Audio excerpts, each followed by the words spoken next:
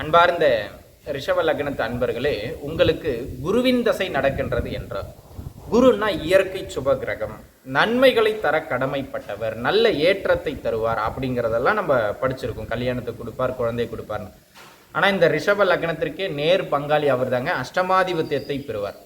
லாபாதிபதியும் அவரே. 8-11 கூடைய லாப அஷ்டமாதிபதி அல்லது அஷ்டம லாபாதிபதி, எப்படி வேணாலும் நீங்கள் வச்சுங்க. குருதசை 16 வருஷங்க. இந்த 16 வருடத்தில் ஒரு பாதி 8 வருடம் நன்மையை தருமானால் ஒரு பாதி 8 வருடம் பின்னடைவை தந்தே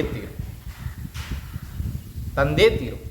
அதில் எந்த மாற்று கருத்தும் கிடையாது. சரிங்களா? ஒரு சிலர் ரிஷப லக்னத்தில் பிறந்திருப்பாங்க, வளர்ச்சி நல்லா போய்கிட்டே இருக்கும். திடீர்னு பார்த்தீங்கன்னா அங்கங்கே மந்தமாயிருவாங்க, இல்லை பொருளாதார ரீதியாக நெருக்கடியை ஏற்படுத்துகிற மாதிரி எதுலையாச்சும் போய் மாட்டிக்கிடுவாங்க. காரணம் என்னடனா, குரு 11ஆம் ஆதிபத்தியத்தை செய்யும்போது நல்ல வளர்ச்சி இருந்திருக்கும் ஃபர்ஸ்ட் ஹாஃபில்.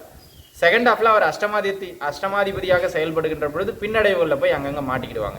ஆக குரு தசையில் உங்களுக்கு ஒரு பகுதி நன்றாக இருக்கின்றது என்றால் அடுத்த பகுதி 8 வருடம் கொஞ்சம் நிதானமாக இருக்கணும் அப்படிங்கிறத நீங்கள் புரிஞ்சுக்கணும். ஏன்னா இது 40% உறுதியாக பொருந்தும்.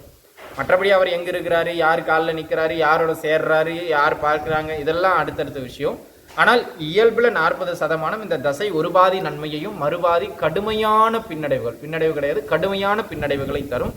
ஆக குரு பகவான் எந்த நிலையிலும் அதுக்கு நீசமோ பகையோ அஸ்தங்கமோ பெறாமல் ஒரு சராசரியான பலத்தில் இருந்தால் போதும். சரிங்களா?